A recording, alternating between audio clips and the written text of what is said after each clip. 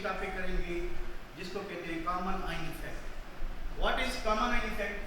Definition इसकी ये है, the definition of common ion effect is the decrease in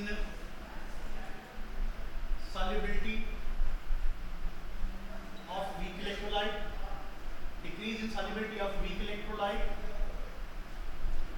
when strong electrolyte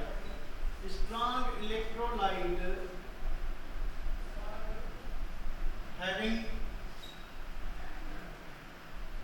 one ion common in both weak and strong electrolyte. So the decrease in solubility of weak electrolyte when strong electrolyte having one ion common in both weak or strong electrolyte is added to it. This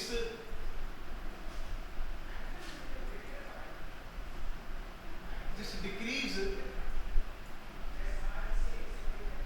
in solubility is called common ion effect.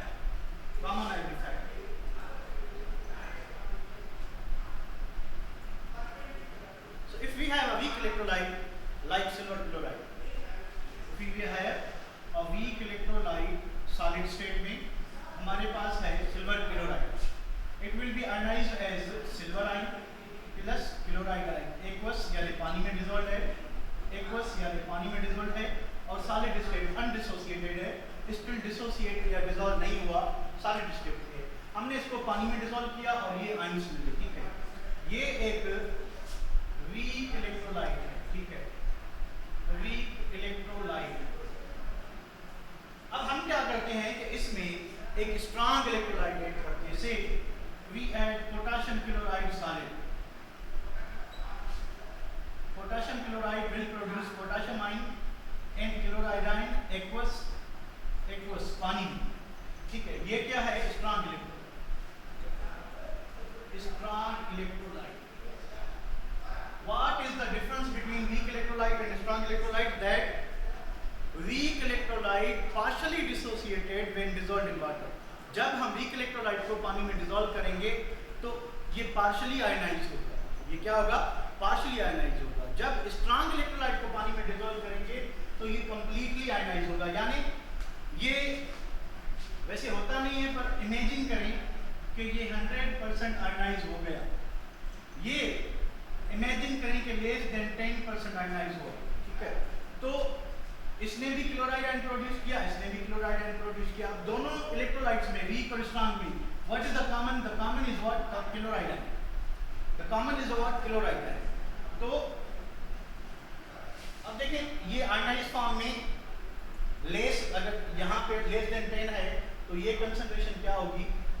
जो है less than 10% ionise हो रहा है, यानी less than 10% इसकी concentration होगी, और around greater than 90% जो है वो इसकी अनआयनाइज्ड फॉर्म में कंसंट्रेशन होगी, ठीक है। ये 100% का 100% आयनाइज होगा। यहाँ पे इमेजिन करेंगे 0% ये अनडिसोसिएटेड फॉर्म में और 100% डिसोसिएटेड फॉर्म में होगा, ठीक है। तो this is what the difference between weak electrolyte and strong electrolyte. अब देखें दोनों में क्लोराइड आयन जो सेम है, the difference is due to what? Silver ion and potassium ion. तो आप मुझे सोच के बताएं, क्या सोच के बताएंगे कि इसकी जो है आयनाइज फॉर्म में लो कंसंट्रेशन है, इसकी जो है आयनाइज फॉर्म में हाई कंसंट्रेशन है, ठीक है। अब क्लोराइड तो दोनों में है तो दोनों की स्टेबिलिटी सेम होगी, यानी फिर डिफरेंस स्टेबिलिटी किस में होगा? सिल्वर आयन और पोटेशियम आयन की। मुझे सोच के ये बताएं इन दोनों में, सिल्वर आयन और पोटेशियम आयन में स्टेबिलिटी किसकी ज्यादा होगी? शाबाश, स्टेबिलिटी किसकी ज्यादा होगी? लो सॉल्युबिलिटी, हाई स्टेबिलिटी। मैं प्रोडक्ट साइड की बात कर रहा हूं कि पोटेशियम आयन और सिल्वर आयन में स्टेबिलिटी किसकी ज्यादा होगी? आयनाइज फॉर्म में कौन ज्यादा स्टेबल होगा? Silver, potassium, potassium, potassium, potassium ion ज्यादा स्टेबल है, इस वजह से इसकी आयनाइज फॉर्म में हाई कंसंट्रेशन है। ये सिल्वर जो है आयनाइज फॉर्म में लेस स्टेबल है, इस वजह से इसकी कंसंट्रेशन कम है। कंसंट्रेशन कम है मतलब यह है कि ये इसका जो ज्यादातर जो वे है in which it is proceeding is backward direction, और यहाँ पे क्या है कि इसकी 0% कंसंट्रेशन है, यानी पोटेशियम क्लोराइड जो है वो अनआयोडाइज्ड फॉर्म में लेस स्टेबल है। ये ज्यादातर कहाँ रहेगा? फॉरवर्ड डायरेक्शन में रहेगा, ठीक है।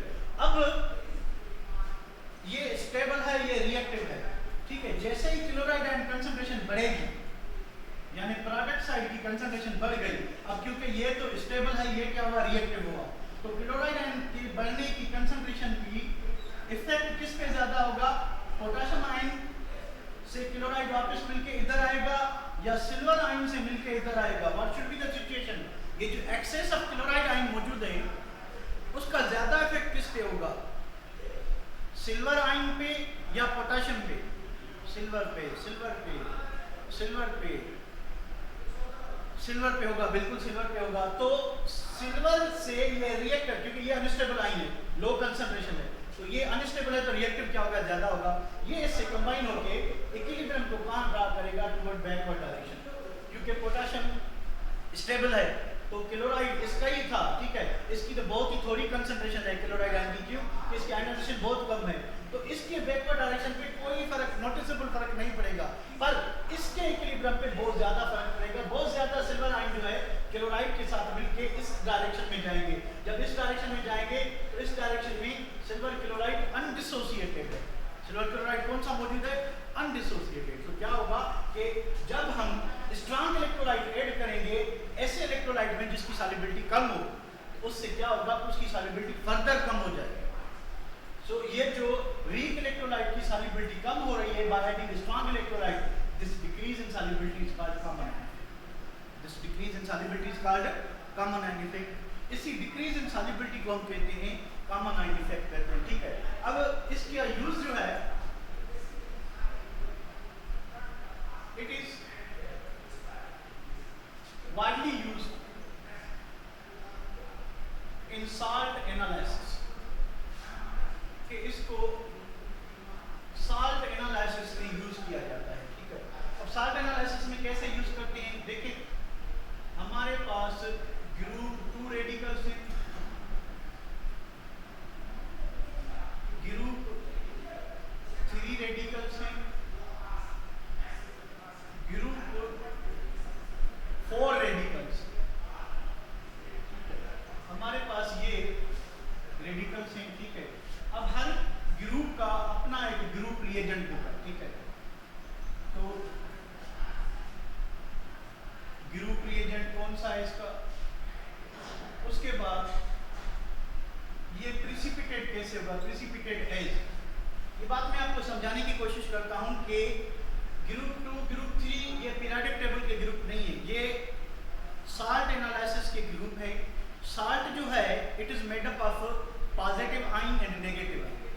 Salt is made up of positive ion and negative. For example, अगर हमारे पास इसी साल्ट की बात करें, silver chloride, it is made up of silver positive ion and chloride negative ion. या आप कोई सिंपल साल्ट लें, से हमारे पास ammonium chloride, when we break ammonium chloride we get, we put it into water, hydrolysis takes place, we get ammonium hydroxide plus HC। अब देखिए, ये जो क्लोराइड आयन है ये हमें कहाँ से मिला है? एसिड से। और ये जो अमोनियम आयन है, अमोनियम रेडिकल है, ये हमें कहाँ से मिला है? बेस से।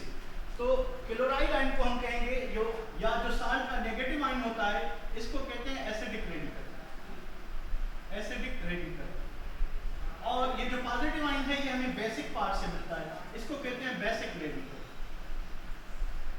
तो साल्ट एनालिसिस में दो पार्ट्स होते हैं, वन इज एसिडिक रेडिकल, जो साल्ट का नेगेटिव पार्ट है दैट इज एसिडिक रेडिकल, और जो साल्ट का नेगेटिव पार्ट है दैट इज बेसिक रेडिकल, ठीक है। ये बात आपको समझनी चाहिए कि साल्ट में जो पॉजिटिव और नेगेटिव आयन्स हैं, पॉजिटिव आयन बेस से आता है और नेगेटिव आयन एसिड से आता है। तो नेगेटिव पार्ट को एसिड रेडिकल बेस और पॉजिटिव पार्ट को बेसिक रेडिकल कहते हैं। What is salt analysis? That to analyse what positive and negative radicals are present there. In other words कहें तो क्या कि what kind of acidic radical and basic radicals are present in a salt. कि salt में acidic और basic radical किस किस type के मौजूद हैं, इसको हम कहते हैं salt analysis. तो ये salt analysis एक experimental स्कीम होती है, ठीक है, उसके थ्रू होते हैं। अब हर ग्रुप के जो है वो सेपरेट ग्रुप रेडिकल्स हैं। अगर ग्रुप 2 की बात करें तो इसमें जो ग्रुप रेडिकल्स हैं, ओरिजिनल सॉल्यूशन यानी जो आपका ग्रुप रेडिकल होगा उसको आप डिसॉल्व करेंगे किसमें? इसमें ओरिजिनल सॉल्यूशन को H2S plus HCl, H2S plus HCl, ठीक है। अब ये जो H2S है, ठीक है, H2S क्या होगा कि आयनाइज होगा, ठीक है। ग्रुप 2 की बात है तो ऊपर लिखते हैं, एक और कॉलम बढ़ाते हैं, ग्रुप रिएजेंट और प्रिसिपिटेट एज। ये प्रिसिपिटेट किस फॉर्म में होगा? तो ओरिजिनल सॉल्यूशन यानी जो भी सॉल्यूशन है रेडिकल की, उसको आप डिसॉल्व करेंगे हाइड्रोजन सल्फाइड में, उसमें डालेंगे क्या? HCl। अब हाइड्रोजन सल्फाइड जो है एक वीक इलेक्ट्रोलाइट है, हाइड्रोजन सल्फाइड वीक इलेक्ट्रोलाइट है, और ये जो आपका है HCl ये स्ट्रॉन्ग इलेक्ट्रोलाइट है। तो हाइड्रोजन सल्फाइड आयनाइज जब होगा तो वो कुछ इस तरह से होगा, 2 hydrogen ion plus 1 sulphide ion, ठीक है। तो जैसे ही हाइड्रोजन आयन कंसंट्रेशन बढ़ाएगा HCl तो इक्विलिब्रियम का डायरेक्शन कहाँ जाएगा? बैकवर्ड डायरेक्शन में, ठीक है। तो ये जो रेडिकल्स है they are precipitated as sulphides, they are precipitated as sulphides. और कौन कौन से सल्फाइड जो है इसमें आएंगे? Copper sulphide, lead sulphide, ETC। ये जो सल्फाइड हैं ये ग्रुप 2 रिएजेंट्स हैं, ठीक है। इसी तरह से ग्रुप 3 रेडिकल भी होंगे, ग्रुप 4 रेडिकल भी होंगे, वो मैं आपको ग्रुप में पेज शेयर कर देता हूँ, ठीक है। इसलिए यहाँ पे ये प्रैक्टिकल का पार्ट है, ये थ्योरी का पार्ट नहीं है, ठीक है। पर ये आप एक मरतबा ज़हन में ज़रूर वो आपके ये आप रिवाइज कर देना, ठीक है। इसकी स्क्रीनशॉट ले, बाकी पेज में आपको जो है ग्रुप में शेयर करता हूँ। अब हम करते हैं कि जो इंटीग्रेशन में क्वेश्चन आए हुए हैं इस चैप्टर से रिलेटेड वो हम करने की कोशिश करते हैं।